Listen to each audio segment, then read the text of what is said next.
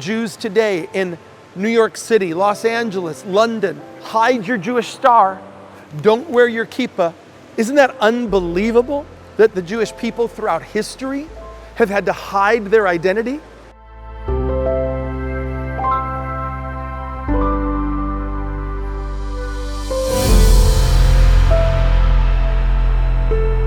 How old is anti-Semitism?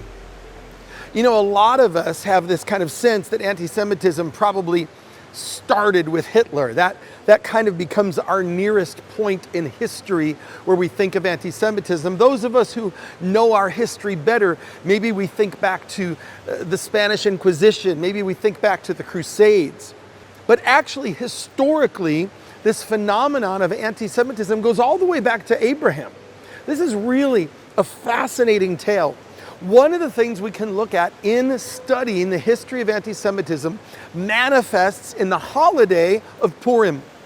Purim is this joyous holiday that celebrates the Jewish people's deliverance from anti-Semitism that they were facing in ancient Persia.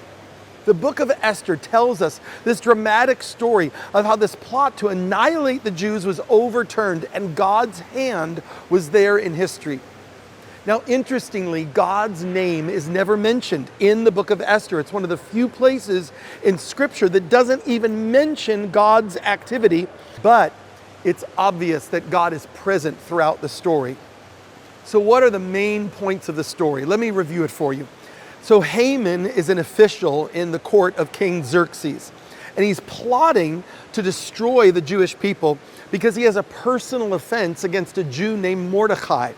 Mordecai has somehow offended Haman's fragile ego, takes his hatred and he projects it onto the entire Jewish people.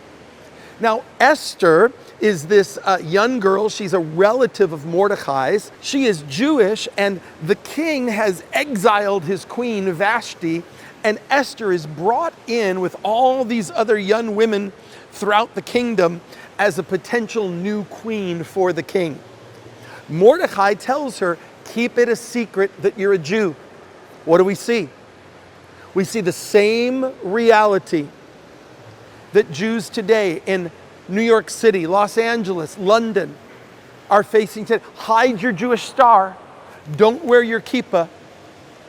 Isn't that unbelievable that the Jewish people throughout history have had to hide their identity? Well, Esther is secretly Jewish, but she has this favor with the king. And so there's a whole story that unfolds as Haman begins to plot against the Jews, but Esther intercedes before the king. And through this whole series of reversals, what ends up happening? Haman is executed. The enemy is executed on the very gallows that he had designed for Mordecai. And so Jews commemorate Purim by fasting on the 13th of Adar because Esther called her handmaidens to fast. But they then celebrate by reading the entire scroll of Esther. Hey, have you ever heard the phrase, the whole Megillah? You don't hear that phrase as much anymore, but when I was a kid, you'd hear that phrase, the whole Megillah. What is the Megillah? It's the scroll of Esther. And so there's a lot of celebration that comes. They read the entire book of Esther. They pass this on to the children.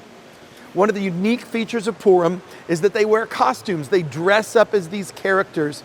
And they tell the story of God's presence even when God is not obviously in the middle of the story. He's always there, even when his name sometimes is hidden and absent. There's plays, there's parades, there's all kinds of things that happen in the midst of these celebrations. And it's an amazing, amazing time that the Jewish people commemorate generation after generation. And so I want to tell you, Esther 9:1 captures the essence of this whole entire feast, this whole entire celebration. And it says this: on the very day when the enemies of the Jews hoped to gain power over them, the opposite happened. Isn't that amazing? The enemy always overplays his hand. You might be going through a terrible experience right now. Can I tell you? Our God is the God of divine reversals. Our God is the God who turns things around and brings unexpected victories.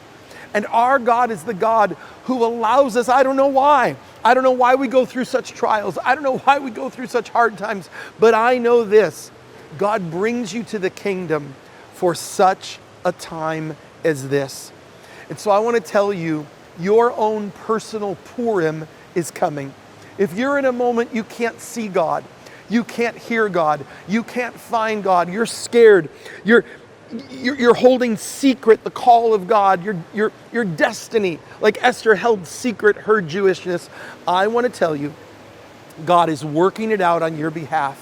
You are called to act courageously, and you are called and placed in this moment for history, and the same divine reversal that happened for Esther, it's coming for you. You're about to step into your Purim, even as we celebrate Purim together.